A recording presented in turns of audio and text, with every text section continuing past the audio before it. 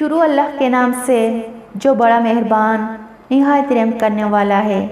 السلام علیکم، Farheen T V میں خوش آمدید۔ سامعین کرام، ہمارا آج کا موضوع حضرت خدیجہ رضی اللہ تعالیٰ عنہ کا نکاح مبارک کا مکمل واقعہ ہے۔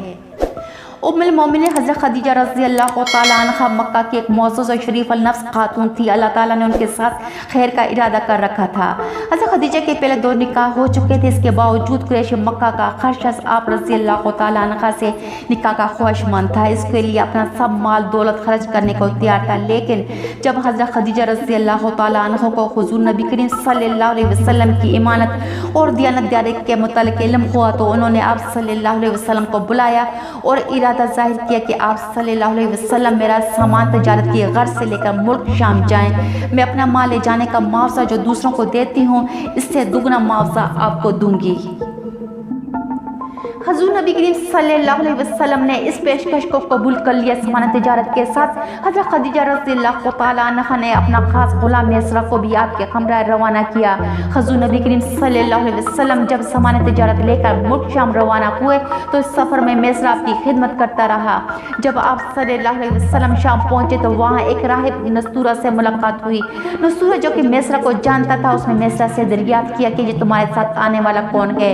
اس وقت حضور نبی کریم صلی اللہ علیہ وسلم ایک درخت کے نیچے آرام فرما رہے تھے۔ میسرہ نے کہا، ان کا نام محمد صلی اللہ علیہ وسلم ہے، یہ مکہ میں صادق اور امین کے لقب سے مشہور ہے، ان کا تعلق قریش کے مشہور قبیلے بنو ہاشم سے ہے۔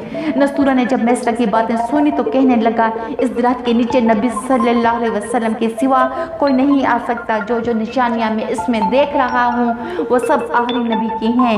کاش میں اس وقت تک زندہ رہوں جب یہ نبی بنے، میں ان پر ایمان لاؤں اور ساری زندگی ان کی خدمت کرتا رہوں۔ اے میسرہ، میں تم کو نصیحت کرتا ہوں، ان کی خدمت کرنا، یہ آخری نبی ہیں۔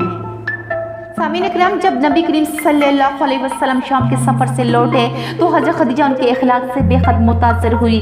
حضور نبی کریم صلی اللہ علیہ وسلم اگرچہ عمر میں آپ سے چھوٹے تھے مگر آپ صلی اللہ علیہ وسلم کی ایمانت داری دیانت داری نے حضرت خدیجہ کے دل میں جگہ بنا لی تھی۔ آپ کے دل میں ان سے نکاح کی خواہش پیدا ہوئی۔ ام المومنین حضرت سیدہ خدیجہ اس وقت مکہ کی خوبصورت صحت مند خاتون تھی۔ قریش میں نسب کے اعتبار سے اعلیٰ خاندان کی تھی۔ مکہ کے بڑے بڑے لوگوں نے رشتہ بھیجوایا مگر انہوں نے انکار کر دیا۔ شاید اللہ تعالیٰ نے ان کو ام المومنین کے مرتبے پر فائز کرنا تھا۔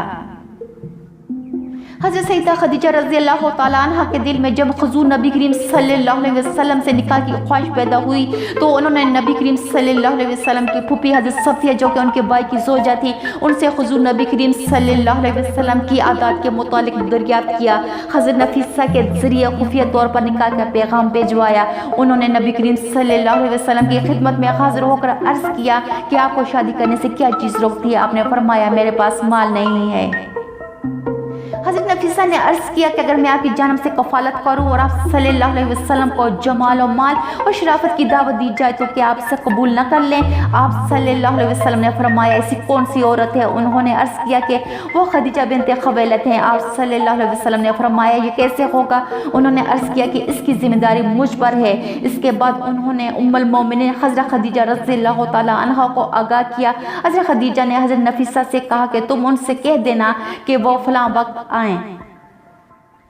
حضور نبی کریم صلی اللہ علیہ وسلم نے ام المومنین حضرت سیدہ خدیجہ رضی اللہ تعالیٰ عنہ کی شادی کے پیغام کے متعلق اپنے چچا ابو طالب اور خاندان کے دوسرے معتبر لوگوں سے مشورہ کیا تو کسی نے بھی اعتراض نہ کیا۔ نکاح کے وقت حضور نبی کریم صلی اللہ علیہ وسلم کی عمر مبارک 25 سال اور حضرت سیدہ خدیجہ رضی اللہ تعالیٰ عنہ کی عمر مبارک 40 سال تھی۔ نکاح پڑھانے والے حضرت ابو طالب تھے۔ سبحان اللہ۔